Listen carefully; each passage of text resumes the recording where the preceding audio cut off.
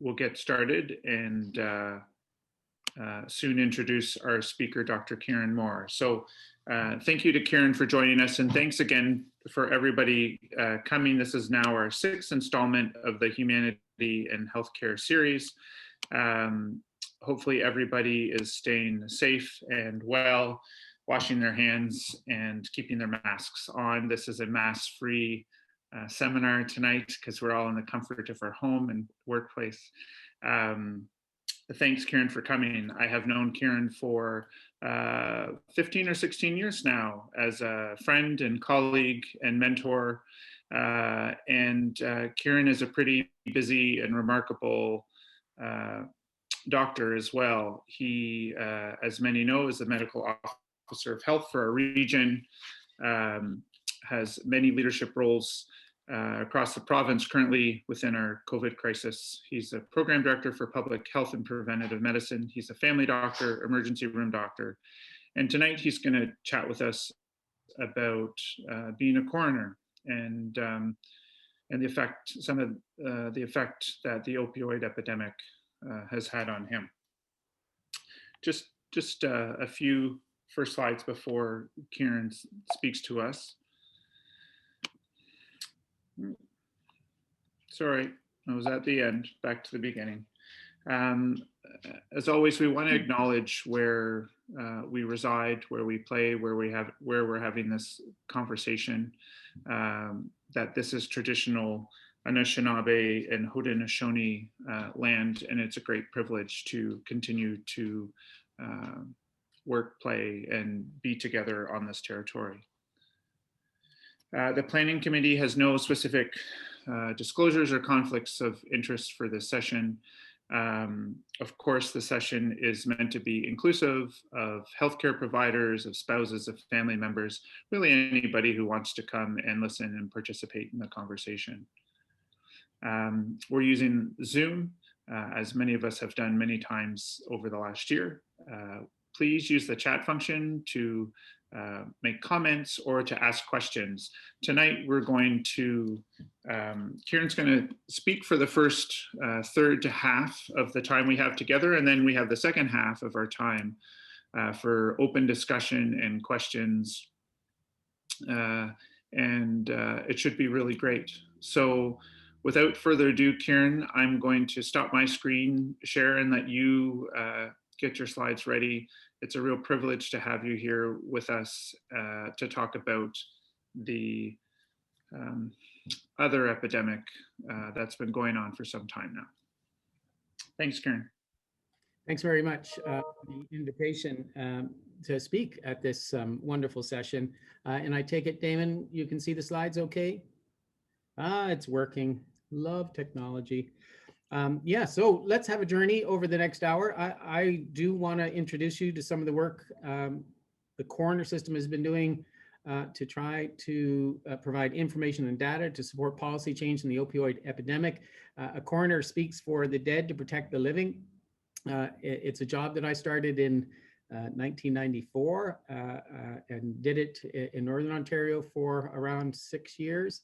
And then when I came back to Kingston, I just restarted doing it in the last several years. But I found the job of a coroner it's very difficult. And the only reason I stick with it is that I find it is a potential avenue for policy change and to improve health system outcomes. I do think it's a very valuable position. I just for conflict of interest, I have received a grant from the CHR for the Canadian Lyme Disease Research Network. As the principal investigator, I'm on the National American Lyme Disease Advisory Board for Pfizer. I do receive an honorary for that. I don't prescribe narcotics, nor do I own any shares in pharmaceutical corporations that I know of. And I'm a salaried employee of a local public health agency. I'd like us to review some of the individual and population harms of opioids and discuss some of the public health approaches. And it would be nice if we all reflected and reviewed our own prescribing practices and our relationship with the pharmaceutical industry. And I'm happy to have a discussion about that as we move forward. And on the personal journey, because this is humanities in healthcare, I have found the journey dealing with the opioid epidemic to be difficult and painful. And it's a struggle for me in that there's no happy ending with this. It has been 20 years of progressive increase in death. And I don't see much hope in sight, and it's quite troubling to me. So when I was given the opportunity to talk about this and talking about it at a personal level, I mean, I jumped. I hope this will be therapeutic for me, and I hope I don't get too emotional. We need to keep grounded in our community, and being a coroner keeps me grounded. You know, as a public health physician, I don't see individual patients very much, going out at night at 3 a.m. to an accident scene or to an overdose, and going back to the morgue and meeting my forensic partners and keeping connected to the hospital is important for me as a clinician. And it certainly, when you go into someone's home and see the death scene in a home, you have a very deep understanding of their life predicament very quickly. And can begin to understand some of the root cause of harms to people and addiction and their health issues. And certainly, I don't have all the answers to this epidemic. It just completely frustrates me more and more as fentanyl and now benzodiazepines are killing more of our youth. Sometimes we just have to listen. You know, my sister sent me this from the Naphany Beaver, and I thought it was pretty funny, but I mean, it's a great local paper. I just wish we had an immunization, some other method of trying to get this pandemic under control. The opioid epidemic I'm talking about and the harms. You know, we've had one person die of COVID in our community, and over 30 young people died last year in Kingston alone of opioids. And I just don't think we count and track and that these lives matter enough. Sometimes they matter and sometimes they hit the press, like this death of an 18-year-old, a middle-class girl in Ottawa who died in the bathroom of her parents' house. And they had no realization that she became addicted to narcotics after an ankle injury and was given Percocets. And then went off on the street and bought Percocets in Ottawa with a cluster of other children, actually, 3 of whom succumbed to the Percocet that was laced with fentanyl. And actually in 2017, because of this death in the suburbs of Ottawa, finally we got some traction after thousands of deaths in the communities across Ontario on policy changes. And sometimes it does take this type of event to occur, a cluster of young people dying in the suburbs to get policy attention. And you can read through the stories. We went to bed and she must have gone into the washroom, and whether she did some that night, it's not clear to us, but she basically went to sleep on the floor. There was no trauma. And as a coroner, to be able to tell a parent that there was no trauma and that they died peacefully and quietly, sometimes that gives them some comfort. But then they want to see the system improve. And certainly through Mothers Against Drunk Driving, they've been a very powerful lobby group. And we need the same for narcotics. We need to break down the stigma that's associated with drug use. We need to support the families that need to see policy change and that are grieving. And I welcome you to read this article that was just shared with me by Steph, who's a writer at the WIG, just released today, about Deirdre. And Deirdre had been to the hospital, and I've worked in the Emerge for over 20 years. I know we call some of these individuals frequent flyers, but 82 times in 2017, 32 times in 2018, and she's been kept in hospital multiple times, and she died at 16 1 year ago today, tomorrow. A troubled girl, had issues all along, was adopted, clearly must have had adverse childhood experiences, but we as a community failed her, and she became addicted at a young age and found fentanyl on the street and succumbed to it. And this story is repeated again and again. So great article. Damon shared this with me. Andrea Wu and Marcus G. Please, it's accessible from February 12th, 2021. 20,000 Canadians, the same number of people who have died from COVID, have died from overdose since 2016. And they're young people in their prime. And there's a shadow of grief and a shadow of shame that follows them all.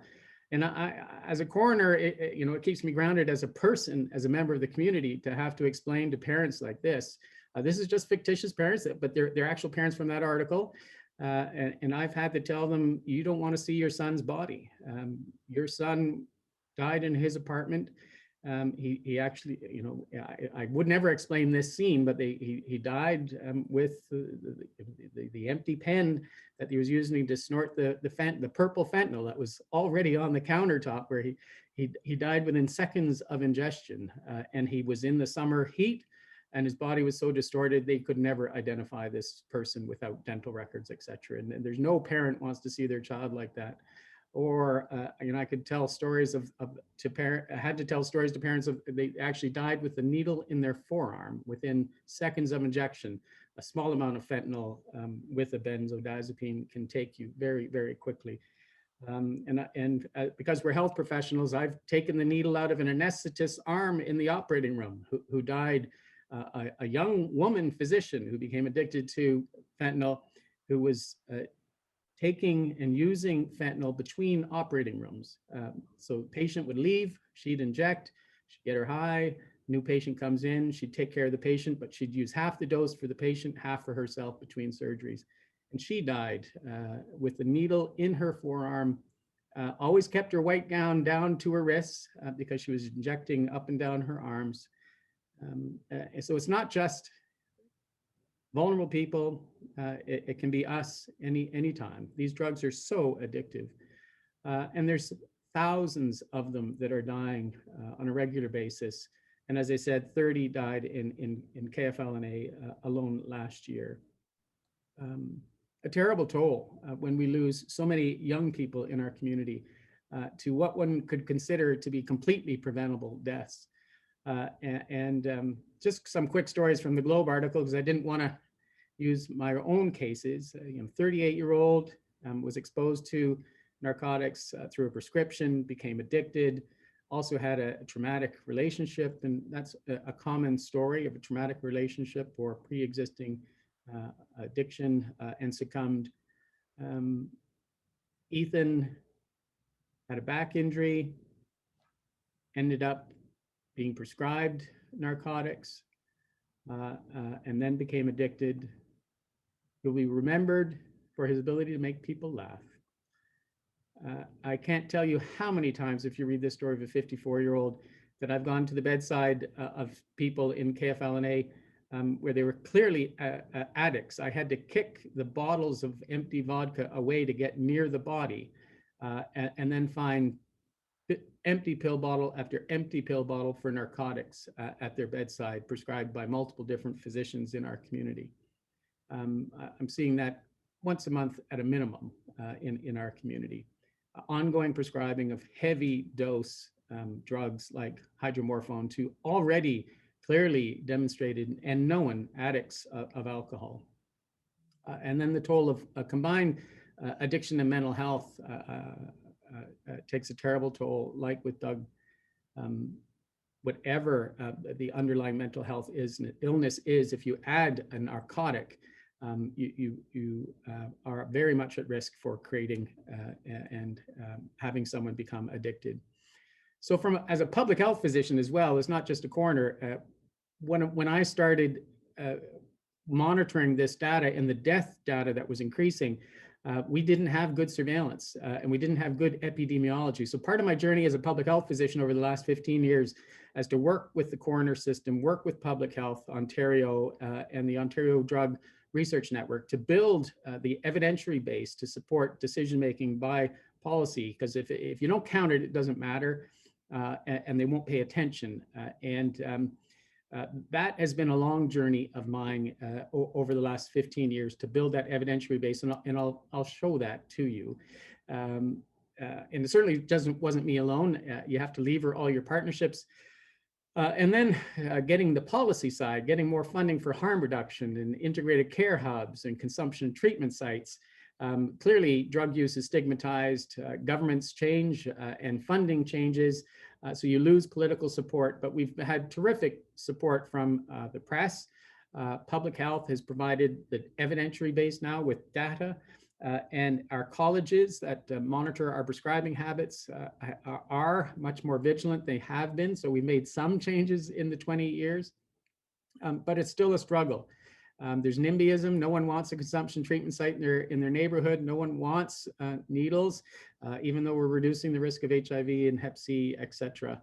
And it's a constant struggle to keep support for this vulnerable members of our community. And this is a evidentiary base of intervention we call the Newfield ladder, where you move from the least coercive to the most coercive. And we've made some changes. So we've eliminated OxyContin, and then Purdue Pharmaceutical went and produced OxyNeo because they knew their patent was ending and they wanted to continue their income stream. And then we've gone after Purdue Pharmaceutical for the civil action regarding the harms that their promotion of their drugs have caused. We've educated individuals, we've tried to provide harm reduction services, et cetera. So all of these levers in the ladder are being used. I'd be remiss, since the title of the talk was talking about coroners, was that we are here to investigate non-natural deaths. There are some mandatory investigations, and sometimes we deal with natural deaths with issues if there's a concern about care. And non-natural deaths are accidental, suicidal, homicidal, or undetermined. We can't identify the individual. We get involved in those deaths. And we often deal with individuals in vulnerable settings and are honored to be able to speak for them if there's been wrongdoing. And we basically, when we go to the scene, we want to go who, what, when, where, why, and by what means. And it's been a dramatic improvement in the data collection, working with Dirk Huyer as the chief coroner of the province and Public Health Ontario. We have dramatically increased the amount of data. We didn't even used to collect who was prescribing, how much was being prescribed in the past. And now there's a set form where we're identifying the drugs at the scene, the amount of pills at the scene, whether there was an attempt at resuscitation, whether there was naloxone or substitution therapy being provided, how long had the drug or addiction issue been going on, were they housed, and then there's complete toxicological review, which was not standardized in the past. So very happy with the journey that's allowed for improved documentation of this database for the coroner system. And there have been inquests regarding opiate prescribing across the province. And I'll give you an example of one that was held in Brockville, which was quite significant in its timing and impact. And then we can give direct feedback, and aggregated reports are monitored by the chief coroner to see if further inquests are necessary to nudge governments into policy and decision making. So there is a role for the coroner system to be able to improve health system outcomes. Initially, a lot of the issue, according to some registrars of colleges, was quote unquote weak doctors. Prescribing is very difficult at the best of times, the right drug for the right person at the right dose. And we're all busy in our emergency settings, primary care settings, but I think there could be some truth that we have to improve the prescribing habits. And I'm happy to show you some data that shows, I think, that prescribing habits have improved. This is the Brockville inquest of 2011 that was quite instrumental in changing college attitudes to prescribing. The physician lost their license who was prescribing to these two individuals. Ms. Bertrand died at 41 years of age, and Ms. Wheels died. The son died. And these two individuals, I can't tell you how many empty pill bottles were found at the death scene from multiple prescribers. And they were clearly visiting multiple domains to get prescribing at that time, and that was common in 2011. because you could sell them on the street if you could get them from the doctor and make a good living if you didn't become addicted to them. There were over 100 recommendations that across multiple ministries that came out of this inquest. But what's really been the significant game changer and the most frustrating piece of the response has been the introduction of illicit fentanyl from overseas into the drug market. So as we were making headway into deprescribing and getting safer prescribing, along came illicit fentanyl and all of the drugs that are laced with it. And then the mortality took off. And despite the best attempts by our police forces, both Kingston Police, OPP, RCMP, fentanyl, because it's so profitable, has taken off, and the criminal drug scene has taken off. Now they're just getting laced. If your main drug was cocaine, it could be laced with fentanyl now, and that's causing mass harm when a stimulant is laced with a sedative like fentanyl. And just to remind you, a few grains of fentanyl, a few grains of sand of fentanyl are enough to kill you. And then when you add in the potential for sufentanil or carfentanil, even smaller quantities can kill. So no one knows in this illicit drug market what you're buying in the downtown quadrant of Kingston or Napanee or Belleville or Brockville, what it could be laced with, and what the concentrations are. So you can never use a loan now, and you always have to have naloxone. And just to go over some of the data pieces that I think have been instrumental and improved our understanding from coroner data all the way to prescribing data. I'm just going to give you a review. Just knowing that for every death, and sadly every death is a brother, a sister, an uncle, a parent, there's at least 10 hospitalizations, 32 emerge visits, 130 who are dependent. And then think of this, the mental, social, and physical harms that are associated with every death that I'm trying to show you today. It's just the tip of the iceberg of harms associated with drug use, in particular opiate drug use.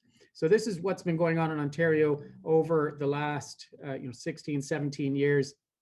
The purple line being emergency department visits, and fentanyl basically entered into the drug scene in 2016 and a sudden takeoff in opiates overdoses, given the rapid onset of fentanyl respiratory suppression.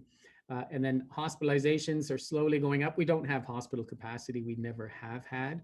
And sadly, the death rate, which I thought was staggering and awful in 2010 and 2011, where it was higher than the completed death rate from car accidents across all of Ontario. And think of all the investment we put in to making our roads safe and our cars safe and the enforcement capacity of our driving. We do so little when these drugs are taking 2 times to 3 times the number of people that are dying from traffic accidents now. And in Kingston, we are no further away from this. You can see our emergency department visits have taken off. And Damon, I'm sure you're seeing this every shift. Hospitalizations have reached a peak. We don't have capacity to beyond. And as I was saying, and almost sobbing, the death rate from fentanyl and its derivatives are going up. And not relenting, which just makes me exceptionally sad. We've been trying for so long to try to reduce the death rate. This is the Ontario death rates just in the last 3 months that we have stats for in 2020 for July, August, and September. Just remember roughly 15 to 17 per 100,000 deaths. And for us in Kingston, Frontenac, Lennox, and Addington, we're paralleling that, but very bad trends in September with a rate of 33 per 100,000. So that could push our death rate this year, when we get final stats, well over 40, 50, potentially up to 60 if it was maintained. We're not alone in KFL&A. If you look at the dark range, which is the majority of the province, terribly, I've worked in Thunder Bay, Sudbury, terrible prescribing habits, terrible outcomes, and an Indigenous population that's been overexposed to narcotics for decades. And then our urban settings, Eastern Ontario and Ottawa, they seem to have very good prescribing habits and very little narcotic addiction. And in Toronto, in the downtown cores, their prescribing seems to be much better controlled. Hastings is a bit of a bright spot, but Kingston, we've historically had very high prescribing of narcotics. I've been working with Tara Gomes, who's created these transparent means of monitoring the counts of opioids, and they pull the data directly from pharmacies across Ontario.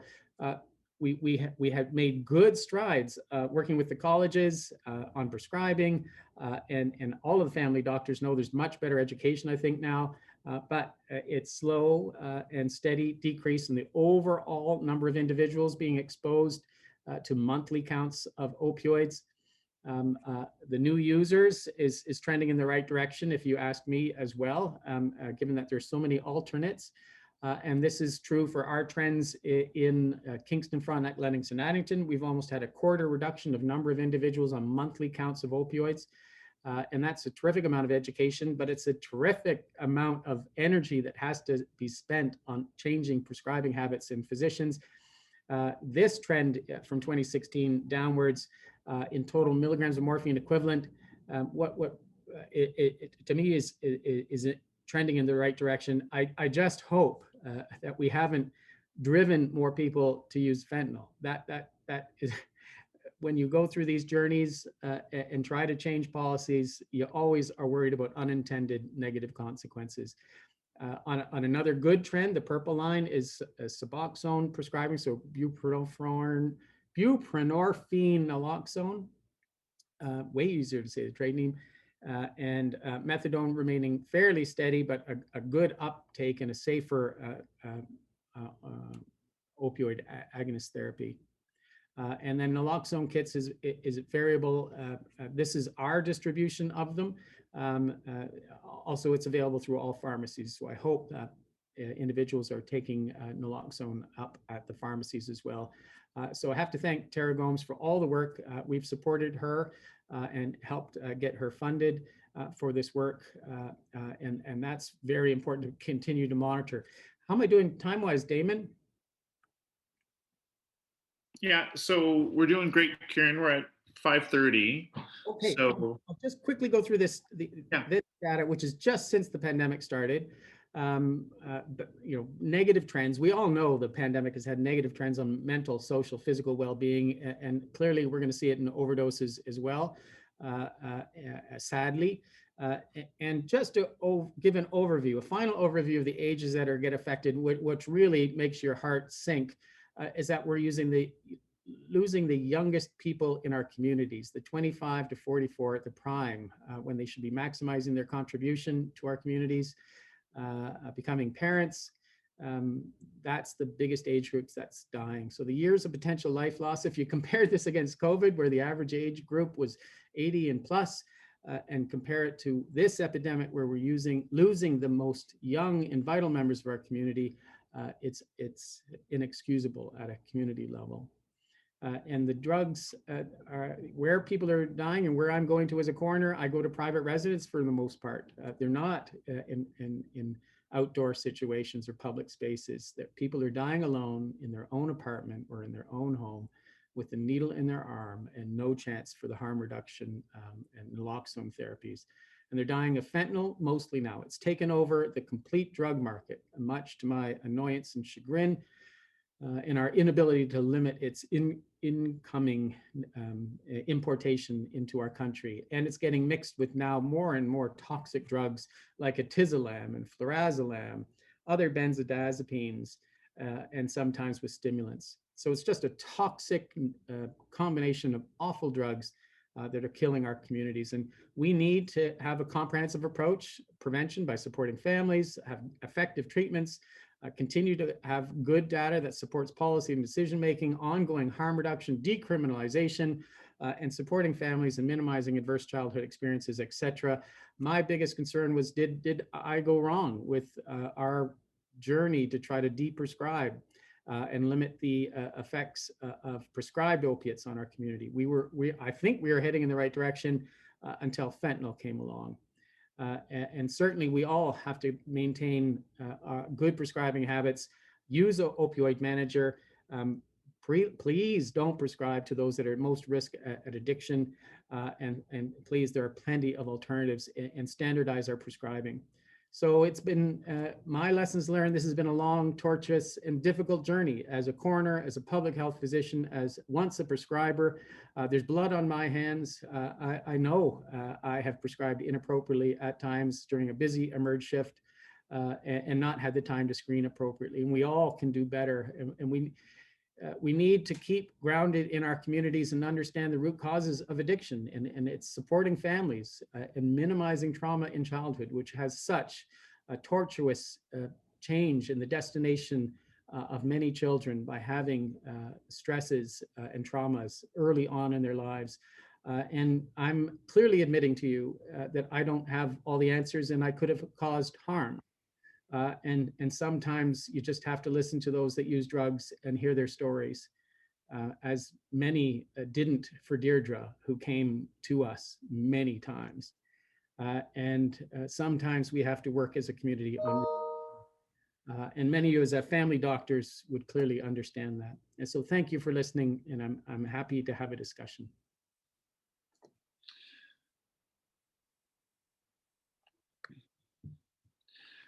Thanks, Kieran, for a whole bunch of what you said, especially how you started out. That was really powerful. Kieran, there's a question from Dr. Willa Henry in the Q&A chat, but I also, before we get there, I was hoping that maybe you could explain what sort of contamination or cross-contamination, how does fentanyl get into our drug source, or, out there on the street or anywhere else? Is it intentional that people are mixing, or is it unintentional? If you could clarify a little bit of that for everybody, that'd be great. Oh, it's really an unknown science, and I try to get into the head of the dealer of what they're trying to accomplish. It's an awful place to try to get to. I think sometimes they just don't know what the heck they're doing, and they create a toxic mix because they just don't have the science behind them, and can't have any quality assurance to what they're providing in the street. And sometimes people rush out because they've heard that it's powerful, and yet it's a toxic mess that will kill them with their first dose, especially if they're naive and are not being observed. So I can't begin to think of the mentality of the individuals that are creating these mixes. But sometimes, it's color-based right now. You can get purple, red, green, orange, pink, and it comes through up and down the 401, goes up to Ottawa and comes back down, and the word gets out, you got to use purple, you got to use pink, and who knows what the hell is in them any given week. Thanks, Kieran. I'm going to read Willa Henry's question, and then after that, Valerie Cooper has her hand up in the chat. So Willis Henry says, great presentation, Kieran. As a family doctor, I was frustrated about the lack of services available for patients dealing with pain, physio, massage, counseling. Ironic that the drugs were covered, but nothing else was. Any hope of governments expanding coverage for pain management? Oh, I do think that the government's much more open to this, and I should really let Catherine be the one that speaks to this as an expert in rehabilitative medicine and therapy. I think the government's much more open and understand that prescribing doesn't get us where we want to go, and it only has caused increase in harms.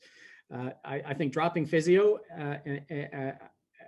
availability and accessibility was a huge mistake. And I think physical modalities can be very helpful for people with chronic pain. But Catherine, did you have any comments on this?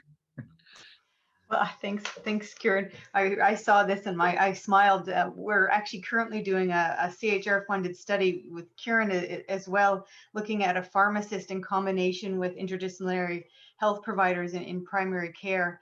I'm looking just at that, and how do we look at alternatives? So when people are getting off medications, how in primary care can we offer other services that otherwise wouldn't be freely available in the community? So having team-based care, can get you to access some of those services that you otherwise couldn't access. And I think that is really, we're seeing evidence towards how important that is.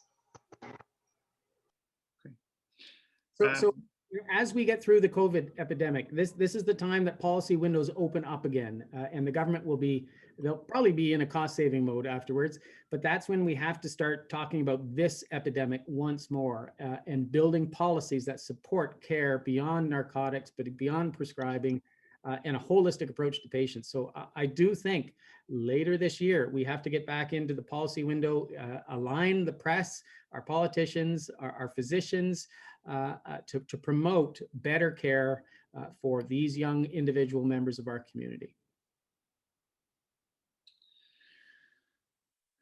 Okay, Terry, or Valerie, do you want to turn your video on and ask Kieran your question?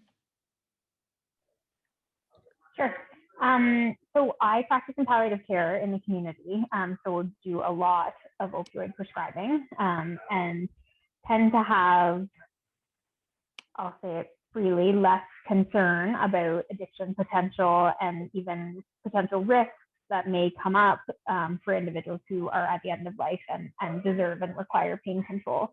My concern is that when that person dies and no longer requires the opioids that I've prescribed, there is zero mechanism for tracking both oral or injectable medication. So we always have symptom response kits in the patient's home that contain injectable opiates, and after a death, the nurse is supposed to go into the home, open all the vials, empty them into a sharps container so they're wasted. But sometimes the patient dies in hospital, or they've been admitted and there still is a symptom response kit there, and we're trusting literally in a cardboard box that these injectables are being left to be used by the patient. And it's really difficult to know without some sort of tracking mechanism where this medication is going after the fact. And we brought this up and tried to get a bit better of a handle on it from a community perspective. But that's something that every time I write a prescription, I think about, is this actually going to be used by the person who I'm prescribing it for? Well, very, very good question. I can tell you from the coroner side, if we find narcotics at the scene, we count them, we track them, we confiscate them, and the police take them away for safe disposal. But only after we report them, track them, and put them into the full coroner report of who prescribed how much, at what amount, at what date, and all the pharmacies are listed. So all of this is getting tracked, terribly at a death scene. We absolutely need better accountability and tracking and counting and mapping at the front end. And it may be when someone dies from a palliative situation that the nurse has to go back in and take the medicines. But at a coroner scene, we take everything, we count it, and that data is uploaded and monitored by the coroner system and analyzed on a regular basis on prescribing. So we need accountability for every prescribed pill. Other provinces do it way better than us, and we remain one of the highest prescribing narcotic prescribing countries in the world, if not number one. We're going back and forth with the United States, one or two. Our prescribing is so aberrant compared to Japan, Sweden, other countries. We really, in the palliative setting, I'm saying it's absolutely appropriate, but in other settings, we really have to review and improve. Okay, so I'm becoming a bit overwhelmed in the chat and the Q&A, which is great, but there's a lot of deeply personal and some tragic loss in there, which thank you for everybody for sharing. I'm going to move on to one of our emergency medicine residents, Dr. Kira Story, has a question for you. She's asking, Kieran, do you know if Queen's has any formal teaching for medical students and residents on prescribing narcotics? To date, I have not received any as a medical student or resident. I think it's important we start good prescribing habits early in our careers. Can you comment on that, Kieran? I'm aware of a few things, but. So I had a great partnership with Kingston Health Sciences Center and Mike Fitzpatrick as the chief of staff, in that we had mandatory, I think the first in Ontario, mandatory training in prescribing, and trying to create a standard for all prescribing physicians at Kingston Health Sciences Center. So the residents should have taken that course, should have signed through it. And I have gone and taught this journey with medical students. So I'm not that involved in the undergraduate. I do think it's very weak. And we all know in 1998 that Purdue Pharmaceutical basically ran the training and education of prescribing at the University of Toronto. That's clear, that they funded it, and they finally reviewed the funding model and realized the bias in the prescribing and stopped that. But the pharmaceutical industry obviously wants to get them young and get us in our residency program, and had created the pain ladder, where we just go up the ladder of their prescribing tools for their narcotics, and that was what was being taught all physicians. I hope it's improved. And Shayna, I don't know if you're closer to educating medical students and residents than I am within the clinical setting. Sorry to put you on the spot, but we're all friends. I know that we've made great efforts in terms of our prescribing patterns within the Queen's Family Health team, and residents were involved in that, but it was primarily focused at faculty. And just before COVID hit, really, we were turning our minds towards benzodiazepines and trying to do the same thing. So there is some, but clearly not enough. So, Kieran, it's interesting that you bring up the year 1998, because that is exactly the year that I was in first year medical school. And I don't remember if it was Purdue Pharma or who it was, but I distinctly remember in the first term of medical school learning that physicians do not treat pain well enough. And the punchline was more narcotics. And, you know, that was just over 20 years ago now, and certainly your presentation today has caught us up. But if we go back 22 years, 23 years, I don't think it's coincidental that that had a huge effect. And I guess the lawsuits in North America and elsewhere have shown that those marketing efforts had an unbelievable negative impact on so many. And just to address the question about the introduction of Samaritan laws, I do think they've helped, Peter, the introduction of those laws. As you saw, since 2016, the emergency visits has increased, the use of 911 has increased. To me, that's a very positive sign that people are seeking help. And now we have, through the emergency department, the ability to distribute naloxone to anyone who's overdosed. To me, it was always unethical to ever let someone who's overdosed ever leave the hospital without a naloxone kit and instruction on how to use it. The next steps for me are also through the emergency department being able to provide Suboxone, so substitution therapies for narcotics for those that are willing to take them. And there's been a great relationship between the emergency department and Meredith McKenzie and her team at the Street Health Clinic. They're willing to take 24-hour referrals for patients in need who want to discuss starting substitution therapy. So to me, some of these policy pieces, these Band-Aids that we're putting on aren't going upstream, but they're helpful to deal with the crisis of the rising number of deaths in our community. And clearly all of us have to be able to try to contribute to the solutions. And Diane, for your question about the opioid tracking, we don't have individual tracking. I don't think primary care would receive a report on what their prescribing habits are like for narcotics. To me, that's very important to show you where you fit in on the overall prescribing for the nature of your practice. And I think that's absolutely doable. I always thought we should hold emergency department physicians accountable as part of your monthly review. You look at your consult rate, your time in the emerge, your 24-hour return time, and your prescribing habits. And you're held accountable for giving hydromorphone to a sprained toe. Or a patient with a sprained toe, excuse me. And we need to include these metrics in all of the work we do of our prescribing. If we're going to make a dent in safer prescribing, stopping the initial introduction of a highly addictive drug, screening patients appropriately, and then obviously we need to help those who become addicted. Kieran, I'm just noticing in the chat too, your thoughts. Someone had asked about paramedics and the role that they might play in the pandemic the crisis, and your thoughts. Well, paramedics are often first on scene, so they're experts now in acute airway management and the provision of naloxone. Many individuals once resuscitated don't want to come to the emerge. It's not always a positive experience. But in that interface, there's plenty of therapeutic interventions that can occur.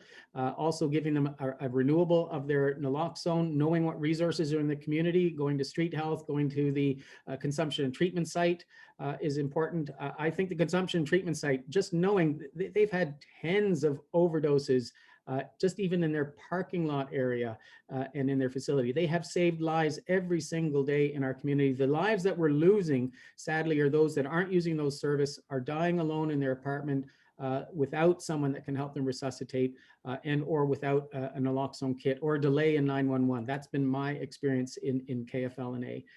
So we are making headway. We could have, sadly, we could have had way more deaths without some of these interventions. But we as a community, we have a community drug strategy. It has those that use the drugs contributing to it. And we have to continue to hear their voices and hear what's going to help them recover, but also stop the addiction in the first place. And oftentimes that's the first exposure to narcotics. All right, thanks, Kieran. So we're going to try to play a roulette wheel, and you have to follow the circle to see who's next in their comments. And I'm going to be a good researcher, and I'm going to try to theme, or actually I'm going to bring two comments together. But I want to, while it's about policy, I want us to acknowledge in an interdisciplinary way that we've been talking a lot about care of physicians, but the care, and you did mention rehab because you brought Catherine into the conversation. But I think it's also really important to realize that medications are not always the way to the answer, and we have to think and start doing something different. But Alan Katz, if I'm saying his name correctly, is suggesting that we can't wait to get into the policy window next year. It has to start now, and it needs to be sustained because policy development is likely underway. And while we can't wait, Rosemary Wilson says that these policy changes are definitely required to increase funding for supportive housing and overall programming for those experiencing homelessness and at risk of homelessness. So once housed, some report that loneliness and boredom result in use. So our advocacy efforts need to be focused somewhere. And how are we going to take all the mess of what this is, and mess in a way of acknowledging the complexity, and start to do the work to support those in need and to get those policy changes in place? That's a large question. You could have a huge question. I can tell you that, you know, I'm working very closely with the ministry and the cabinet right now, just on our vaccine rollout. They are completely consumed for the next several months. But I do think they'll be very attentive and open to these discussions once the vaccine rollout. So give us a couple of months to get it back onto their agenda. Certainly, we're not letting it go locally. We're still meeting regularly, working with partners, and good questions about, you know, it was always my ideal that most family doctors should be able to prescribe Suboxone. Most family doctors should be able to analyze their prescribing habits through their EMR. Most family doctors, at least in every family health team or family health organization or nurse practitioner clinic, should be able to prescribe Suboxone and be an expert, because this is such a pressing issue in our community. All of us have to increase our clinical skills to be able to help these individuals.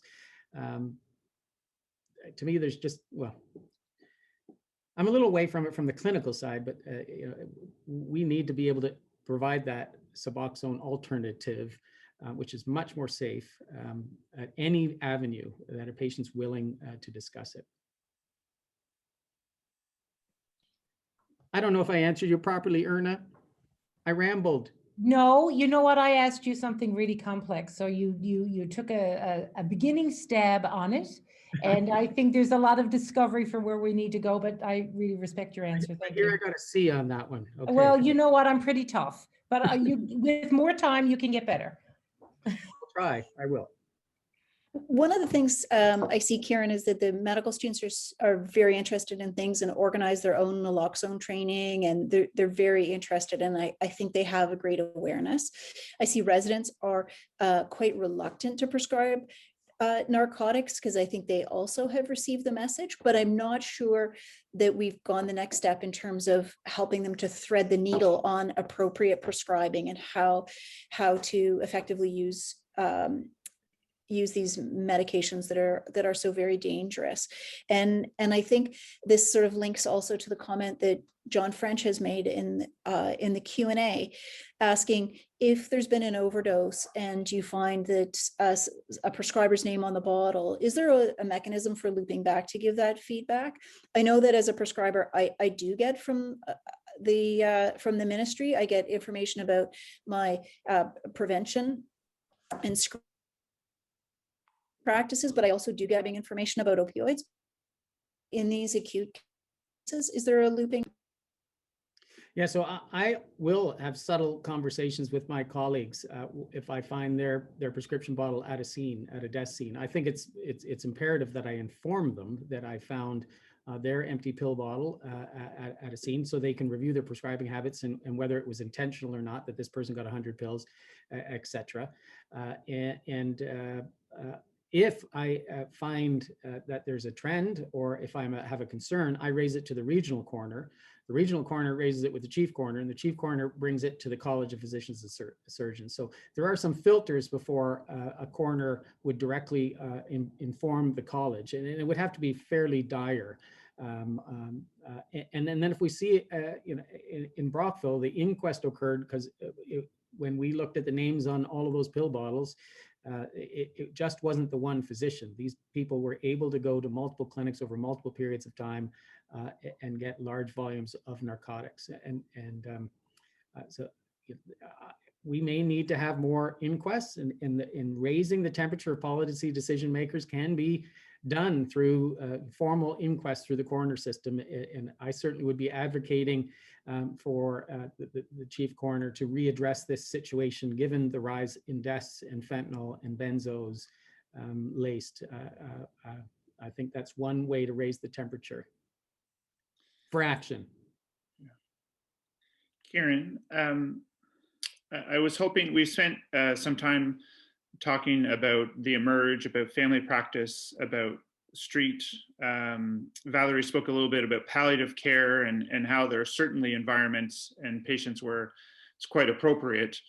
I'm wondering if you could talk a little bit about the impact of painful procedures and surgeries, and how so many of the stories that are out there, some in the Globe and Mail article, talk about young people who've had a painful procedure, and the well-intentioned teams prescribe the prescribing practices, and whether there's starting to be feedback loops to the surgical domains and other maybe medicine inpatient unit domains, but particularly talking about the sort of procedural stuff, because we definitely see that in emerge too. People get started who hadn't been on before, had no intention, and then something just happened, and now they can't live without it.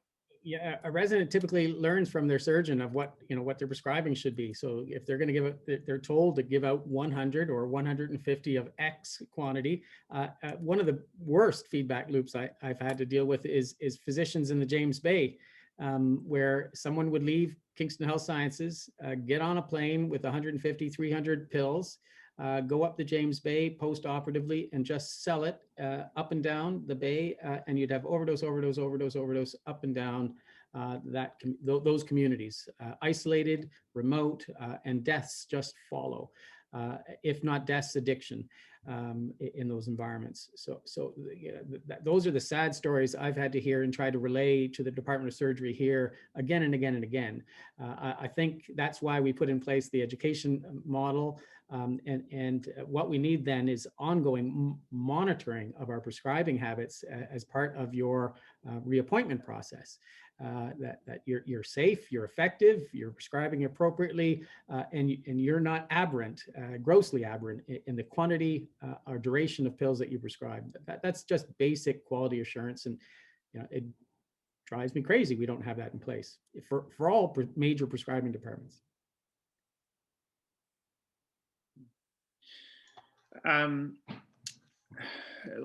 There's lots and lots more comments in chat, and unfortunately we can't get to everything, but I'm wondering if we can transition in our last minutes together, and if everybody wants to stay just a few minutes over now that we're at 5:57, Rosemary Wilson and others have brought up the very sort of obvious non-opioid ways to treat pain. And I'm wondering if, Kieran, you could sort of kick off a last few minute discussion about that. And maybe Catherine, I'll ask you to weigh in too from your. I go to Catherine and then pick on Erna and Sheila.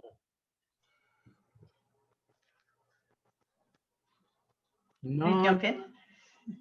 Well, and I know there's some colleagues of ours on the call here, right? And just thinking about all of the research that's been done over many, many years. And it's just interesting to me. I started my career in '95 working in a pain clinic in Vancouver, and it was an interdisciplinary pain program where it was about self-management, and it was best practice back then.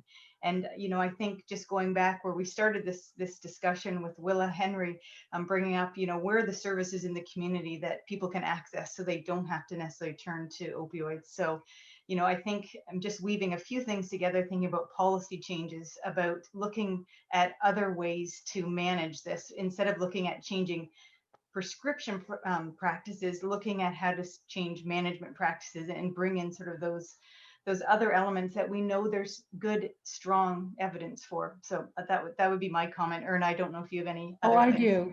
When you see me on mute, you know I'm ready to talk. That's cue. So I think if we listen to the words of our dean, that it's time to do a collaborative research project. And I think we take the schools we have and the disciplines we have, and we find a way to work together, because Catherine and I agree we have evidence. And we know there are other mediums of effectiveness for comfort. I am not an expert in pain, but I am in knowledge translation. And I can support with strategies for uptake. And we can look at ways to work effectively together with policy change, with knowledge, with varieties of modalities for healthcare to look at this. And with the acknowledgement and with what you presented, Kieran, around the need within this community and surrounding areas, I think it behoves us to do something now. And you've continued to do it and work very hard at it, and let's find a way to do it all together, which is what this series enables us to do, that kind of work and to move forward. So Shana, what's your suggestion? Where are you taking us? Well, I'll make a pitch for communication, that when patients are receiving care that is siloed, we end up with multiple prescribers and people prescribing medications to patients that they don't know particularly well. So I will make a pitch for these kinds of things to be prescribed by the people who know patients best. We are not beyond reproach, but I do think that keeping a system linked with good communication and allowing patients to have a true home base that includes multidisciplinary care, so that the prescription pad isn't the only show in town, I think is a strong point. If there's closure now, Damon, I mean, I'm happy to support Erna's work. We must address this issue quickly. I'm happy to talk to Dr. Philpott. I know she'll embrace this as a key issue for our community within KFL&A.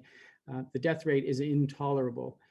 And as health professionals and talking about the humanity, this must pull on our heartstrings, and we must address the human need in our community. You know, it's not COVID. It is the pandemic of opioids that is killing our youth. And I very much thank everyone for the opportunity to speak with you tonight. And for your interest in working together on this going forward. And thanks for the suggestions and comments on the chat line, and my deepest regret for the loss of life that some of the individuals have told, and my heart goes out to you. Yeah. Kieran, thank you so much on behalf of our series panel, but also everybody who attended today. As we've said, super tough and complex subject. I wrote some notes while you guys were chatting, and I'm just thinking about sort of how I can play my own part and how personally we can play our own part. We're not all policy leaders or chief public health officers or, you know, VPs of the hospital, but I wrote down, you know, I can be better educated I can take more personal accountability and push for my own sort of departmental getting feedback on prescribing rates and how we interface with pharmacy to figure that out. Expanding our networks. So Erna, as you said, you know, it's a multidisciplinary, multi-professional issue. So some of us actually have to sit down and try and figure out how to attack this.